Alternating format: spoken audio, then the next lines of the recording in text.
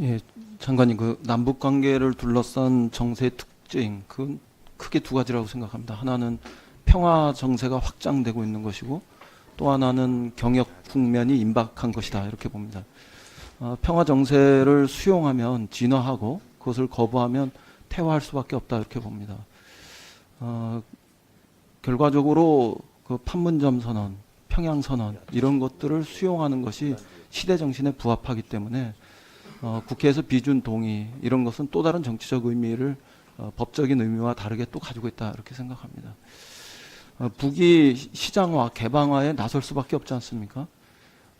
예컨대 상업화 단계에서 산업화 단계로 전진해야 되고 또 그 내부에 그런 그 동인도 꽤 준비되어 있는 것으로 보입니다. 기업 책임제, 분조 관리제 뭐 이런 것들은 자체 내의 경제 개혁의 일환이고 26개에 달하는 특구 이런 거 준비하는 것은 개방을 준비하고 있는 실질적인 그 현상 아니겠습니까? 그래서 북도 그렇게 나올 수밖에 없다 이렇게 봅니다. 미국도 마찬가지라고 생각합니다. 지금은 이렇지만 저는 점차로 미국 내에서 새로운 동북아 전략 이런 것이 대두할 가능성이 높다 이렇게 봅니다. 조만간 도래할 미중 패권 시대에 미국이 아세안에서 베트남과 같은 이런 그 전략적 선택의 길을 동북아에서 할 가능성이 전 점점 높아질 것이다 이렇게 봅니다. 그래서 북한과 미국은 점차로 저는 이 핵과 평화 체제의 그 딜을 성사시키는 쪽으로 흘러갈 수밖에 없는 게 정세의 큰 흐름이다 이렇게 판단합니다. 그래서 1차적으로는 예를 들면 핵 리스트, 부분적인 핵시설 폐기 이런 것과 종전선언의 딜을 그리고 2차적으로는 핵사찰, 핵 감축의 과정과 평화협정의 딜을 그리고 3차적으로 세 번째 단계에서는 역진 불가적인 그런 핵 폐기와 북미 수교의 길 이런 과정으로 점차 발전해 갈 수밖에 없다.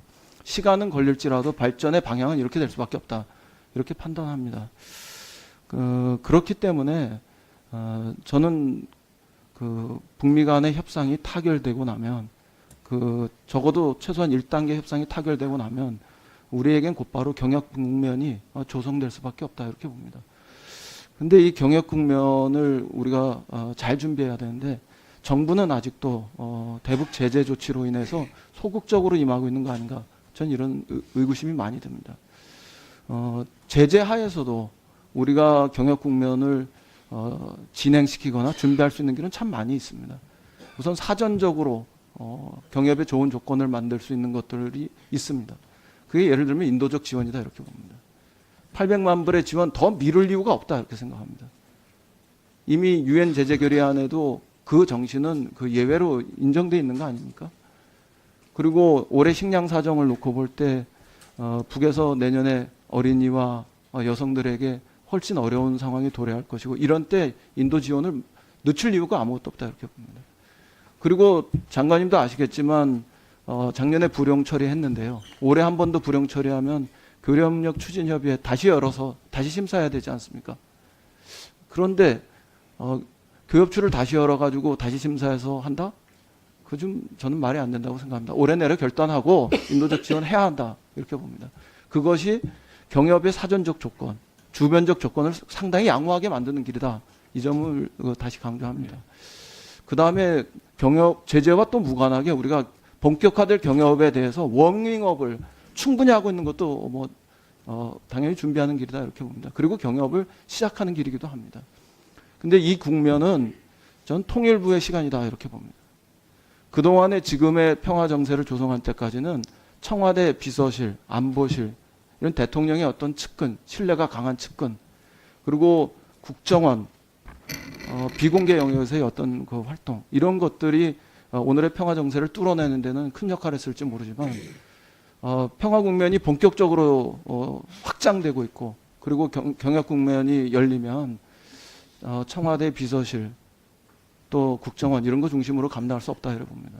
정부 전체가 감당해야 되고 그런 차원에서 통일부의 역할 이런 것들은 정부 전체의 전략 참모부로서 전략기획부로서의 기능 이런 것들이 훨씬 강화돼야 된다고 봅니다.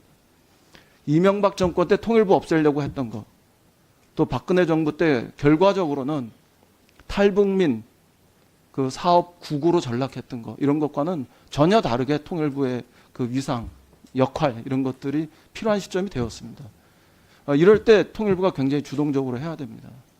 대북 제재 하에서도 우리가 경협을 시작할 수 있는 거, 교류를 시작할 수 있는 거 과감하게 해야 되지 않겠습니까?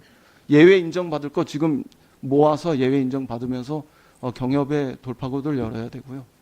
또 경우에 따라서는 종전선언과 이런 일정한 1차 빅딜이 일어나고 나면 거기서 최소한 제재 완화, 그래서 2375 정도는 해서 개성공단의 한 70% 이상은 가동할 수 있는 이런 여지를 만들어서 진행할 준비를 해야죠. 그리고 예컨대 2차 빅딜이 일어나서 평화협정 정도가 체결된다 그러면 그때 2270호 이전 단계로 돌아가면서 제재 해제 상태 속에서 우리가 경협을 본격적으로 추진하는 이런 과정으로 설계할 수 있어야 된다고 생각합니다. 그리고 나서도 아까 많은 의원님들 말씀하셨습니다만 미국의 15개 법, 특히 무역법, 무역제재 개혁법 이런 것 속에서 북한과 관련돼 있는 부분들이 풀려나가야 본격적으로 대규모 투자들이 가능할 거 아닙니까? 그렇게 먼 길들 속에서 지금은 1단계를 준비하는, 적어도 제재 완화 단계에서 경협을 추진하는 이런 정도는 통일부가 굉장히 능동적으로 설계하고 임해야 된다 이렇게 생각합니다. 장관님 어떻게 생각하십니까? 예, 뭐 전적으로 동의합니다. 저희가 경협 국면과 관련해서 지금 준비해 나가는 것들은 뭐 많이 있습니다. 그런데 다만 이것들이 지금 현재 상황에서 너무 또 드러나게 되면 저희가 그렇지 않아도 또 여러 가지 뭐 남북관계 측면에서는 빠르게 앞서 나가는 게 아니냐는 측면도 세울 수가 있어서 저희가 그런 것들을 타이밍을 보면서 타이밍을 지금 시점에서는 아직 아닙니다만 또 시점이 왔을 때 놓치지 않게 두 가지 측면에서 타이밍을 보면서 준비를 해 나가고자 합니다. 그리고 또 이런 과정에서 통일부가 이렇게 생각합니다. 저희가 다른 나라하고 경협을 할 때도 그 나라의 경제적 측면만 보고 들어가서는 성공하기 어렵다라고 판단하고 있습니다. 그 나라의 관습, 문화 여러 가지 그런 거를 잘 알아야만 더 성공할 수 있는 측면에서 통일부가 그런 부분에서 다른 부처와 함께 할 수 있는 부분이 많이 있고 그런 노력들을 지금부터 해나가도록 하겠습니다. 그리고 인도적 지원과 관련해서는 주신 말씀을 저희가 적극 참고해서 협의해 나가도록 하겠습니다.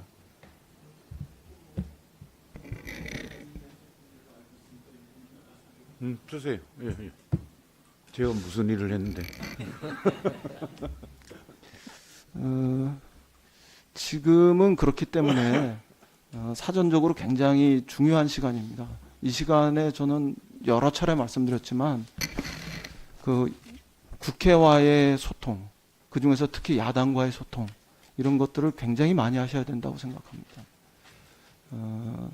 고급 정보도 사실 실제로 교류하시고 지난번에 장관님 야당 그 모임에 가서 직접 말씀하셨던 이런 것들 더 자주 하시고 오늘 어떤 김재경 의원님하고 말씀하셨듯이 그런 비공식적인 자료도 많이 하시고 그래서 이 과정이 그 여와 야로 또 진보와 보수로 나눠지는 과정이 아니라 민족적 이익을 또 행복을 극대화하는 이런 과정으로 만드시는데 상당한 역할을 하셨으면 좋겠습니다. 그리고 끝으로 한 말씀 더 드리면 이런 것이 아마 우리가 협치 차원에서 통일을 통해서 얻을 수 있는 그런 기회. 예, 적극 유념하고 무엇보다 실천을 해나가도록 하겠습니다. 예, 수고하셨습니다. 꼭 그렇게 해주시기를 당부를 합니다. 다음은 윤상현 의원님 질의해 주시기 바랍니다.